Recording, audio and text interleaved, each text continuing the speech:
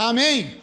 Esse amigo aqui de anos, que Deus tem usado de forma poderosa, quero te levar lá na região do lago, lá para lá, né? Vamos lá. Eu sei que você anda por lá, né? Que eu já te vi na internet pregando lá. Anda para aquele lado lá, Unamar, Rio das Ostras, né? Estava lá onde? Rio das Ostras? Unamar. Cabo Frio, tá lá em Cabo Frio, tá vendo? Novo Horizonte, entendeu? Mas anda muito por aí pregando a palavra, anda muito por Macaé. Macaé também, né? Então, Deus abençoe, pastor Jário. Fica à vontade. Pode orar? Pai Celestial, toma a vida do teu filho nas tuas mãos, que esse amigo, Senhor, que é um canal, um instrumento nas tuas mãos, seja usado para nós hoje aqui, para que o teu nome seja engrandecido e glorificado, no nome de Jesus. Amém. Graça e paz, amém? Para mim é uma honra, mais uma vez, estar aqui. E quando a gente ouve falar de 25 anos, te lembra lá no começo que a gente não tinha ideia que ia tão longe, né?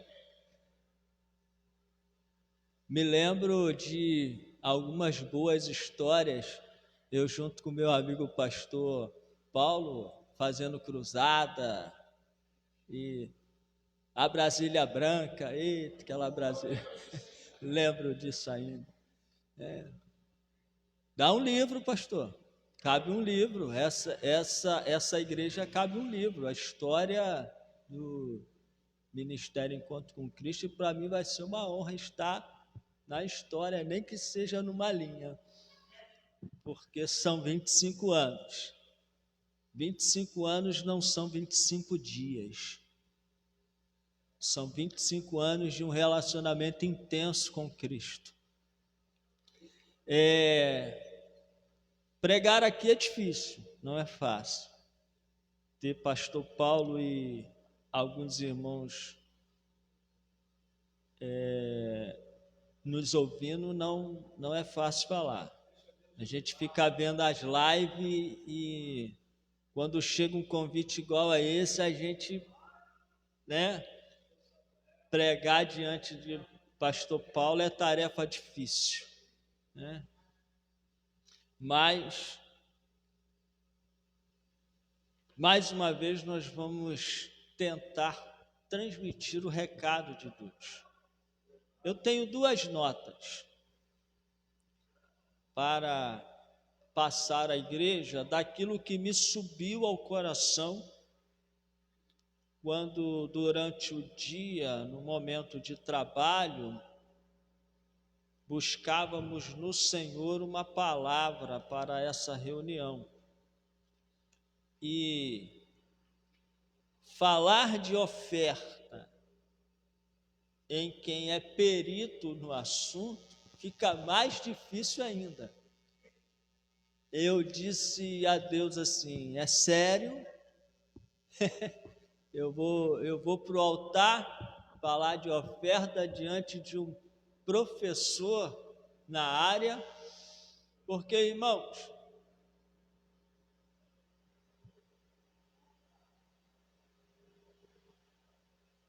semear no reino é a melhor coisa que um crente pode fazer quando ele entende que fomos chamados também para ser prósperos, de ter aquilo que nos é necessário para uma vida de felicidade. E Deus me leva para a história de Jó, a conhecida história de Jó. Quem sou eu? Mas esse livro que estudiosos dizem que foi o primeiro livro a ser escrito e não está no início da Bíblia por questões cronológicas, né? porque o livro de Gênesis fala do início da criação, ele está como primeiro livro da Bíblia, e o livro de Apocalipse não foi o último livro a ser escrito, mas está no final, porque fala do fim. E essa história de Jó, que merece um carinho, que merece uma atenção, eu ainda tenho que sentar com o meu professor, pastor Paulo, para a gente falar mais sobre a mulher de Jó, porque eu só creio nessa história porque está na Bíblia. Uma certa vez eu me arriscava em dar aula de seminário e o filho de uma aluna chegou para mim e disse assim, ele tinha 10 anos. Professor, aí ele levantou a mão na aula, que ele estava junto com a mãe. Professor, aí eu disse, agora vai vir coisa boa, agora vai vir coisa boa. 10 anos, eu amo dinossauro. Me explica existência e extinção de dinossauro à luz da Bíblia? Desafiador. E algumas histórias da Bíblia, como a de Jonas, se nós formos olhar pelo lado da ciência que estuda os animais, sendo o maior peixe a baleia, a Bíblia não dá margem de citação do nome baleia, fala de grande peixe. Mas o maior peixe do mar, que é mamífero ainda, que é a baleia, não suportaria passar um homem na garganta. E mais ainda, como sobreviver 3 dias no ventre de um peixe.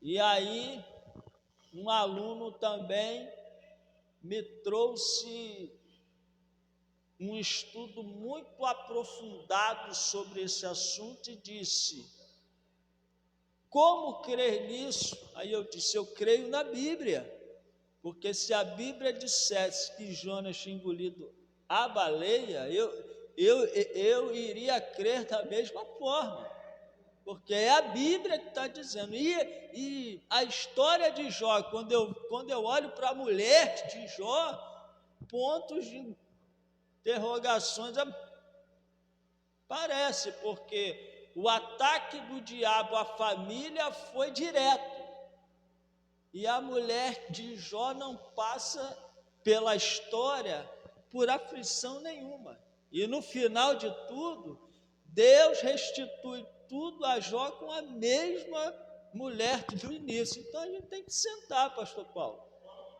para a gente falar sobre o assunto e tirar algumas dúvidas, inclusive a dúvida crucial: como é que uma mulher que não recebe ataque direto do diabo ainda pede para Jó amaldiçoar Deus? Que a gente tem que ver esse fato, se é isso mesmo. E como? Então, assim, essa história ela é complicada demais, mas ela está na Bíblia. E eu creio nela. E quando eu vejo a aflição de Jó, eu digo a Deus, Deus, me ajuda a passar pela minha provinha.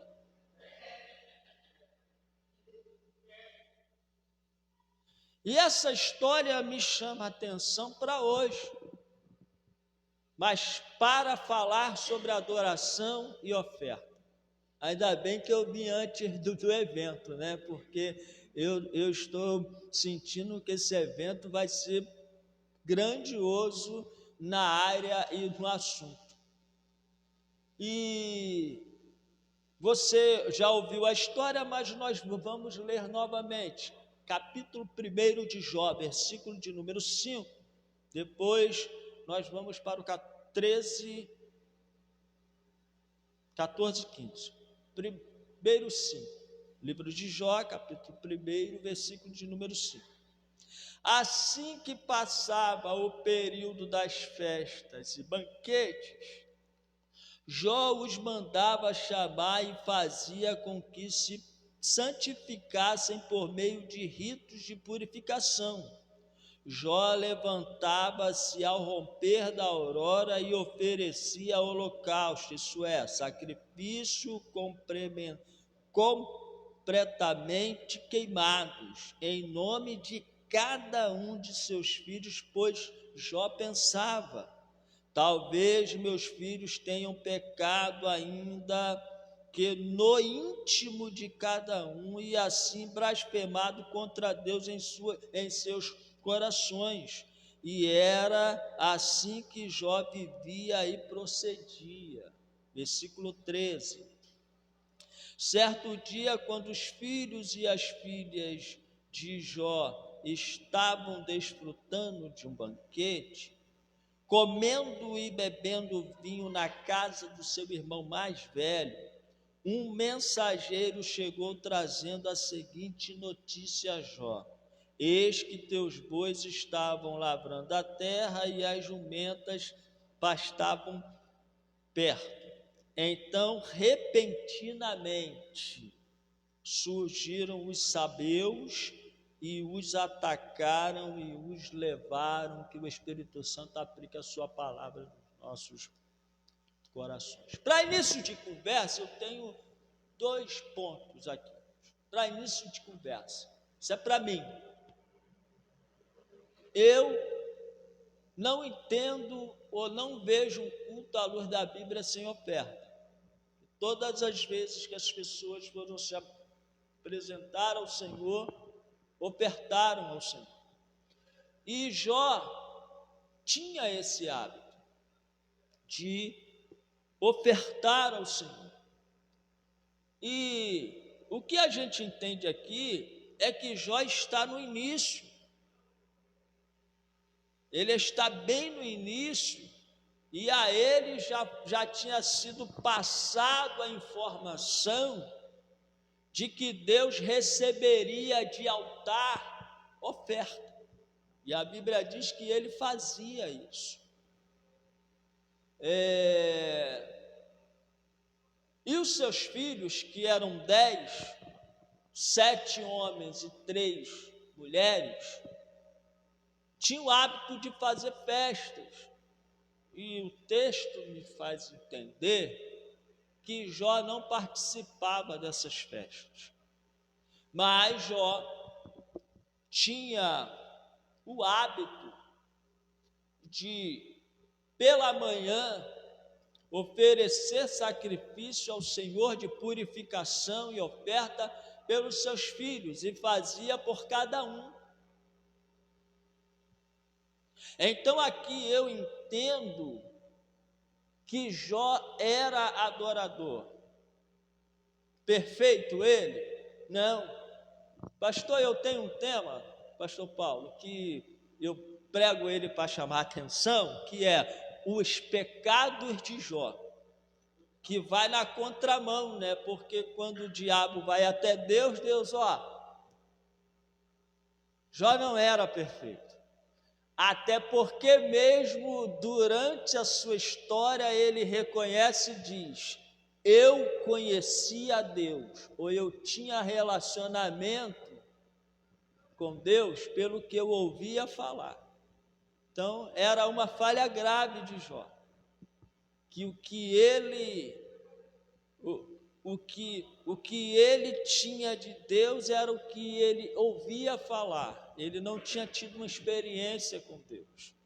Em outra parte da sua história, ele diz que tinha medo de perder seus filhos e seus bens.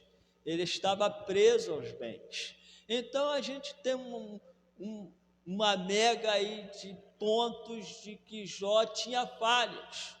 Era justo, sim, porque ele agia com justiça. Sim, sim. Deus disse que ele era justo. Ele era fiel a Deus, mas havia falha, porque nós somos falhos também e estamos na presença de Deus. Mas Jó, pastor Paulo, era adorador e ele adorava, oferecia a Deus. E quando o diabo recebe, para a gente ser breve, Quando o diabo, nós estamos falando de família, e eu quero falar sobre o ataque direto que Satanás tem feito às famílias nos dias atuais. Quando o diabo recebe, abre aspas, liberação de Deus para atacar a Jó, o ataque não se inicia na saúde. O ataque não se inicia na família. O ataque se inicia na adoração e na oferta. Porque a Bíblia diz que Deus procura os verdadeiros adoradores. Deus não procura pastores, evangelistas, diáconos, presbíteros, não. Deus procura os adoradores. Será que ele está nos encontrando aqui hoje? E Jó era adorador, porque ele oferecia sacrifício ao Senhor, ele cultuava ao Senhor, ele ofertava ao Senhor. E quando Deus autoriza o diabo a atacar a Jó, eu aprendo aqui em Jó 1, que o primeiro ataque não foi direto à saúde, porque praticamente Jó morreu. Porque na verdade ele não morreu porque Deus segurava a sua vida. Paulo fala de âncora da vida. A vida de Jó estava ancorada em Deus e Deus não permitiu a sua morte, porque o que Jó ele teve hoje se chamaria de câncer. Na época se chamou de úlcera, e Jó apodrece totalmente. É antiético isso, né? Mas eu vou fazer. Alguns historiadores dizem, e eu aceito essa linha de raciocínio, que os amigos de Jó, quando iam visitar Jó, procuravam a posição do vento, para ficar a favor do vento, porque o vento contra trazia o cheiro da carne podre de Jó. Eu entendo quando ele se coçava com cacos de telhas, que ele saiu de sua casa, ele não tinha como conviver com a sua esposa.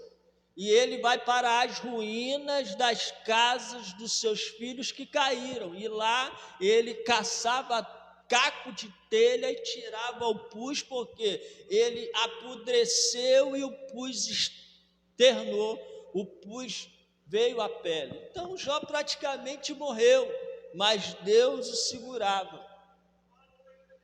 E antes desse ataque, da morte de 10 filhos, irmã Joana, não foi um, não, foram 10.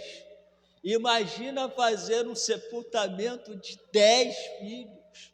Então, assim, antes de todo esse ataque, o diabo foi no que lhe fortalecia.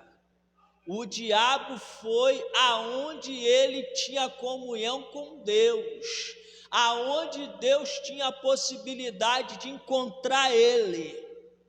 Foi no culto e na oferta, foi na adoração e na oferta, porque o capítulo 1, versículo 13, 14, 15, diz que o primeiro ataque ou a primeira mensagem que ele recebe do ataque do diabo foi que os seus bois e todos os seus animais foram roubados, ou seja, o diabo tirou de Jó a possibilidade de adoração.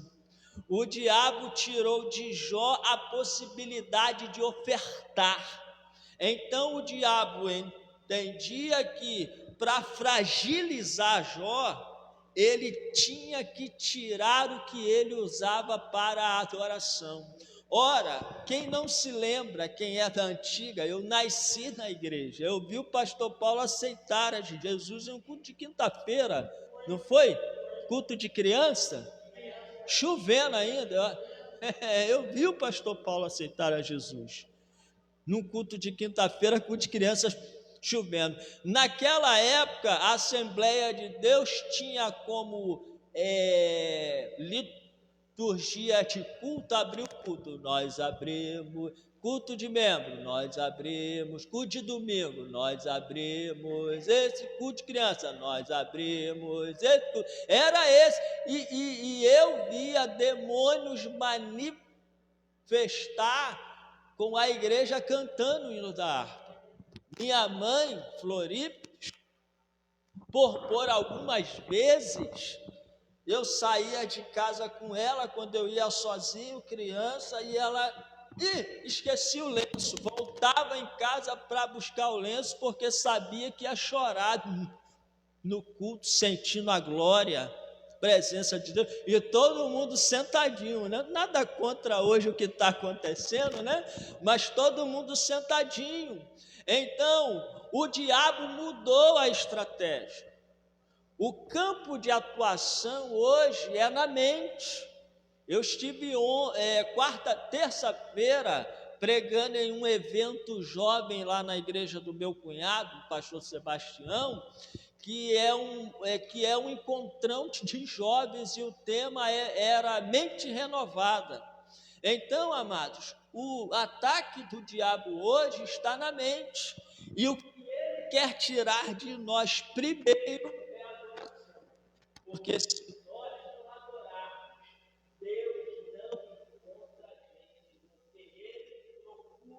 os verdadeiros adoradores. Pastor, se há um verdadeiro adorador, há um não verdadeiro adorador. Como é que isso aí não é minha área, irmãos? Eu estou longe, eu estou querendo vir nesse seminário, eu estou longe de falar de adoração.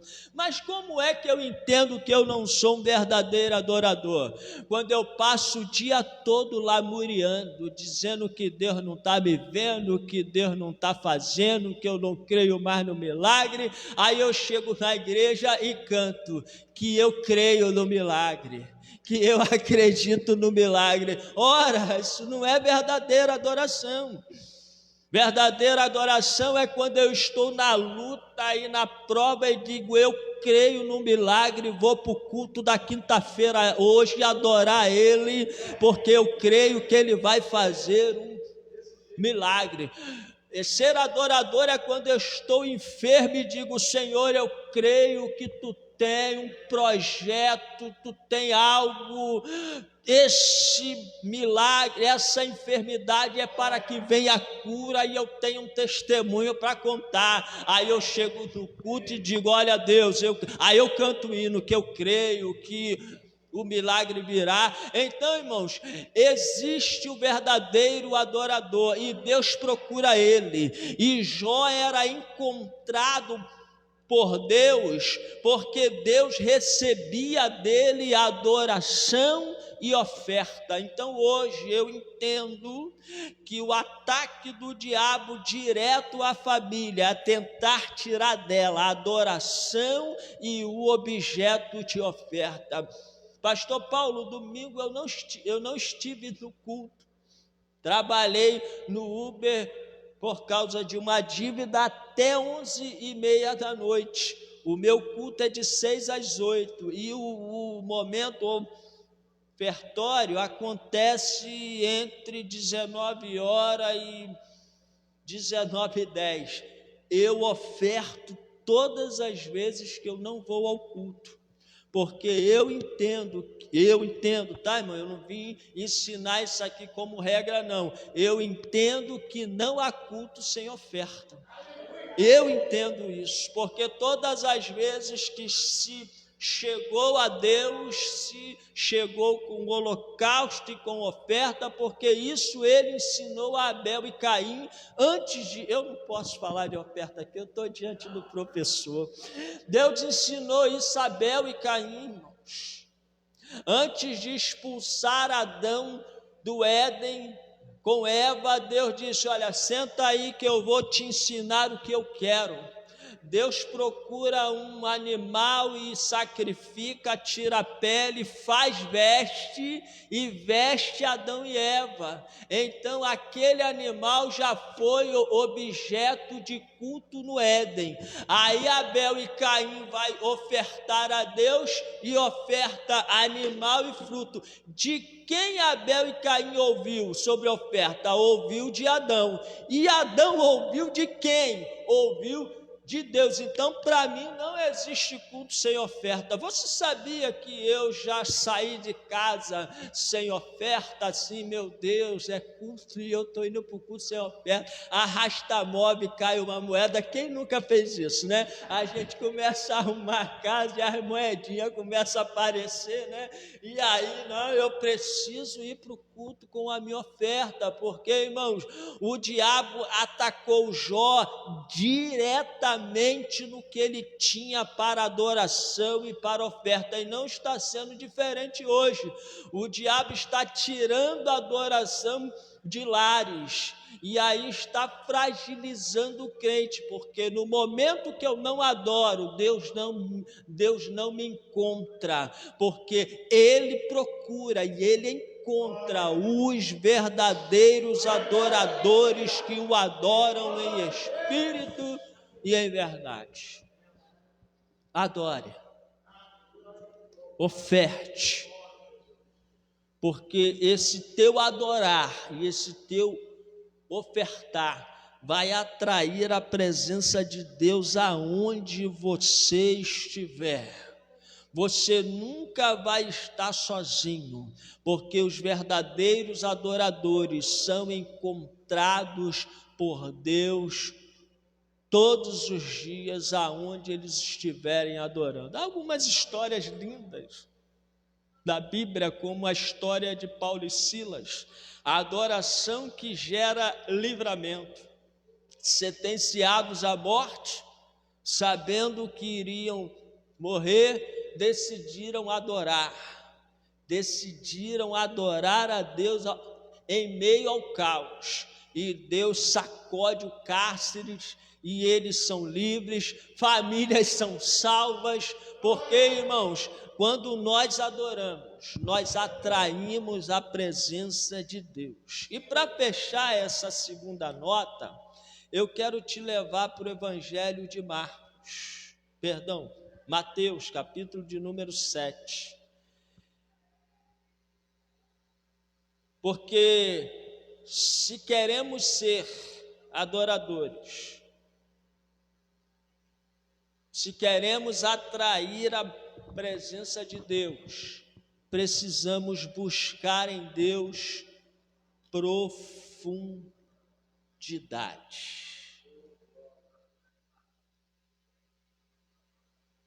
Se queremos atrair a presença de Deus, precisamos buscar em Deus profundidade. Se queremos permanecer em Deus, precisamos buscar profundidade. Evangelho que escreve Mateus, capítulo de número 7, versículo de número 24 a seguir, passagem conhecida também. Assim, todo aquele que ouve as minhas palavras e as pratica, condicional. A Bíblia, ela é repleta de condicionais. Resistir o diabo pela fé, e ele fugirá de vós. Para o diabo fugir de mim, eu tenho que resisti-lo pela fé. É uma condicional. O Senhor é meu pastor, ponto e vírgula, nada me faltará. Para nada me faltar, o Senhor tem que ser o meu pastor, condicional. Então a Bíblia está cheia de condicionais, e aqui está uma, que ouve e pratica, porque, irmãos, não adianta estarmos em uma reunião e ouvirmos Deus falar e não colocarmos em prática aquilo que ouvimos. Até então eu entendo que se eu não coloco em prática aquilo que eu ouvi, eu não ouvi Deus. Para mim dizer que eu ouvi Deus falar comigo, eu vou colocar em prática aquilo que eu ouvi. Então, estar ouvindo a voz de Deus é estar colocando em prática aquilo que ouviu, porque vai muito mais além do que o som. Eu não sou perito na área, mas vai muito mais além do som da minha voz entrar em seus ouvidos, vibrar o seu tímpano, enviar o cérebro e o cérebro transformar aquilo em uma mensagem. Vai muito mais, vai descer ao coração e vai muito mais além de descer ao coração, praticar aquilo que ouviu, porque se eu não praticar, eu não estou ouvindo a voz de Deus. Então, assim todo aquele que ouve as minhas palavras e as pratica, é comparado a um homem sábio que construiu a sua casa sobre a rocha. E caiu a chuva, vieram as enchentes, sopraram os ventos e bateram com violência contra aquela casa, mas ela não caiu, pois tinha seu alicerce na rocha. 26. Pois todo aquele que ouve as minhas palavras e não as pratica é como um insensato que construiu a sua casa sobre a areia. Caiu a chuva, vieram as enchentes, sopraram os ventos e bateram com violência contra aquela casa e ela desabou, e grande foi a sua ruína. Pastor Paulo deve conhecer Atafona. Alguém conhece Atafona? Atafona é no Rio de Janeiro, está virando uma cidade fantasma. Agora está virando até ponto turístico, né? Que o pessoal está indo lá ver. O mar está tomando conta de tudo. Porém, algumas construções que abandonadas estão, até prédio, estão resistindo ao ataque do mar, porque foram construídas sobre a areia, porém com profundidade. O aterro do Flamengo, o nome já diz aterro, o mar ia no catete. Aterraram tudo e construíram grandes prédios.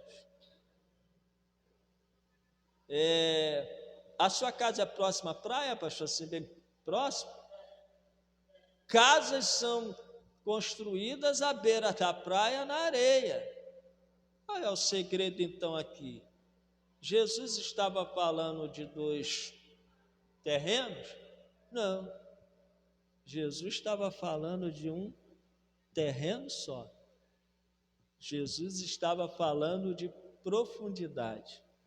Eu não sou perito na construção, mas a Barra da Tijuca, que é o Mangue, que está crescendo muito, Recreio também, você vê construções de arranha-céus em andamento, e no início da construção sobre o solo que não suporta peso, você ouve os batistaca. Buscando profundidade sobre um terreno que não tem estabilidade para receber a construção de uma casa. Então, quando Jesus está falando sobre a areia e sobre a rocha, ele não está falando, porque na minha mente, pastor Paulo, passou por muitos anos a ideia de que era na areia e tinha uma pedra. Não, é o mesmo terreno. Porque primeiro vem a parte de areia, eu não sei bem as partes do solo, né? Vem primeiro a parte que é vulnerável e aí vai descendo até chegar no campo rochoso. Então Jesus, quando ele fala aqui, ele não fala de 2 terrenos, ele fala de profundidade. Ora, quem chega e constrói só sobre a areia, o vento vai bater, a chuva vai vir, vai derrubar a casa. Mas aquele que busca a profundidade até encontrar a rocha, a sua casa não será abalada. Até porque, conversando até com o engenheiro sobre esse assunto no Uber, ele falou assim, não, de fato, jovem, muito obrigado por me chamar de jovem. De fato, eu sou da área. Se você comprar uma área e tiver uma pedra e você construir o alicerce sem cavar a pedra para fazer a sapata, a onda vai bater e vai levar a casa que está sobre a rocha. Então, não é local, é profundidade. E se nós quisermos permanecer em Cristo, primeiro, precisamos ser adoradores. E segundo, precisamos todos os dias buscar profundidade nele, pela pessoa do Espírito Santo que está em evidência, que habita em nós, que age em nós, que fala a igreja, que conduz a igreja. Aleluia!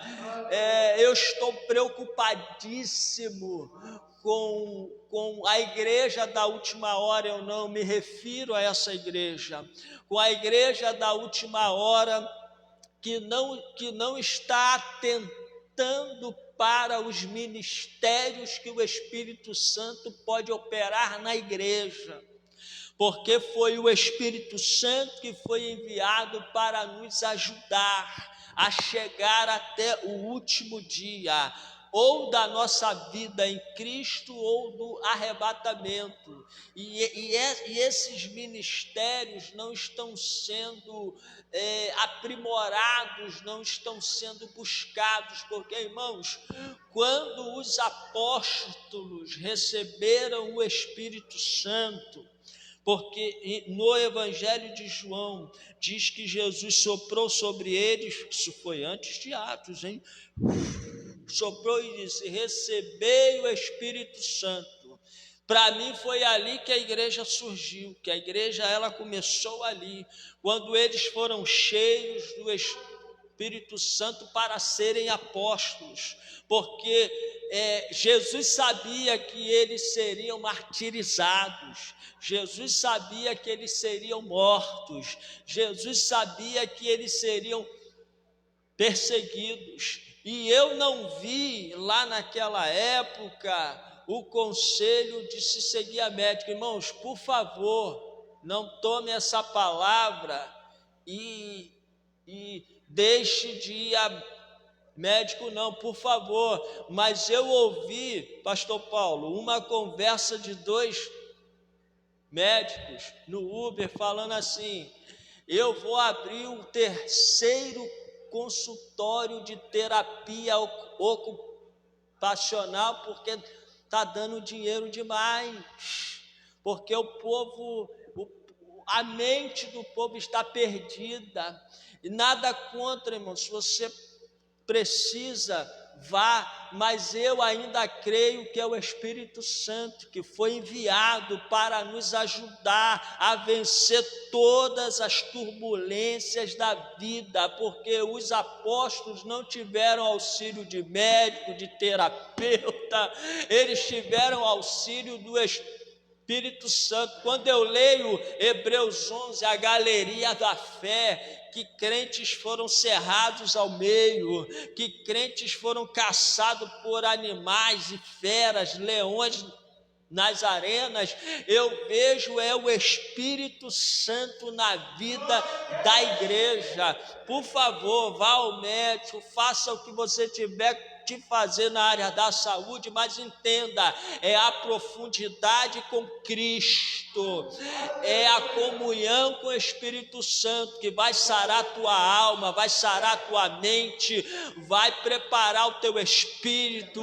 É o Espírito Santo que vai nos auxiliar a vencer todas as tribulações e aflições e não abandonarmos a fé. Então eu encerro aqui. Essa campanha de família tem alvos. O diabo quer tirar de você a adoração.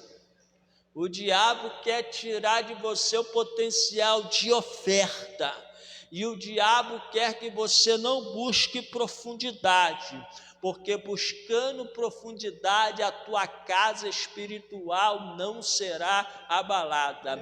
Eu vi um vídeo hoje, buscando sobre o assunto Atafona.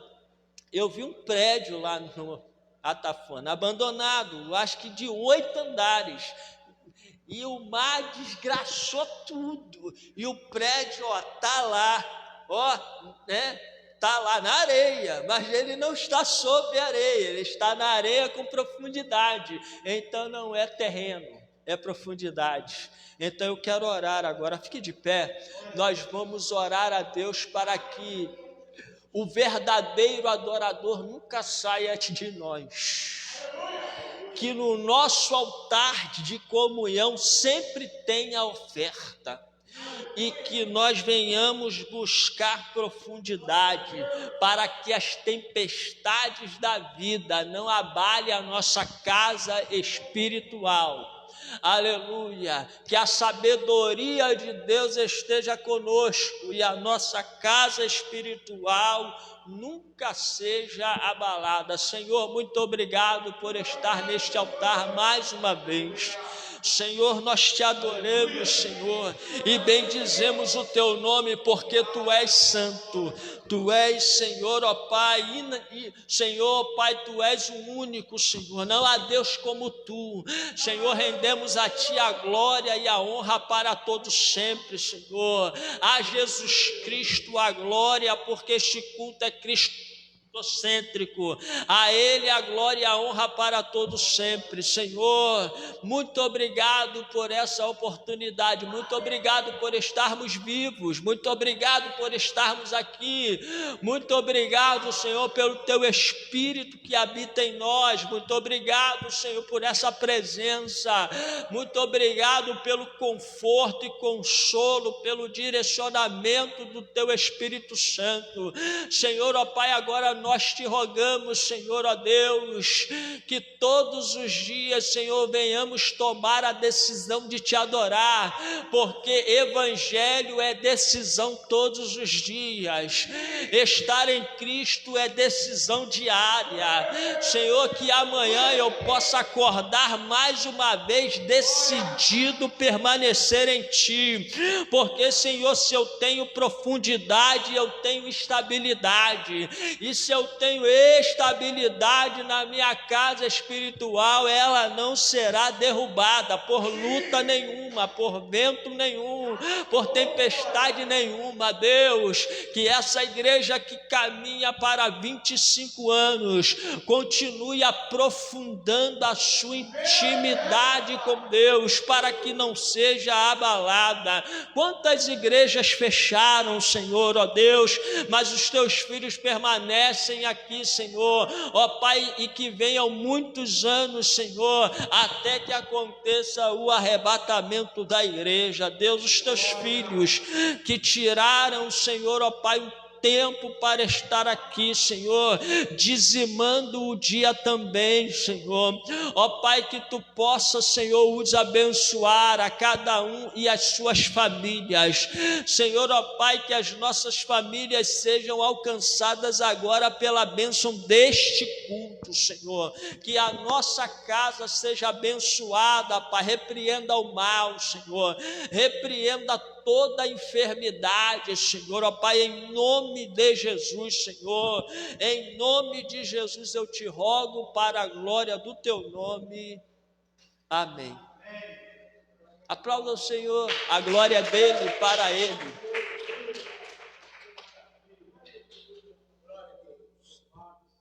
Amém. Obrigado, pastor Jário. Pode sentar um minutinho. Que palavra reveladora, profunda para a nossa vida, profundidade. O terreno é o mesmo, mas quanto mais você cavar, mais fortalecido você vai ficar. E ele falou sobre achar a rocha.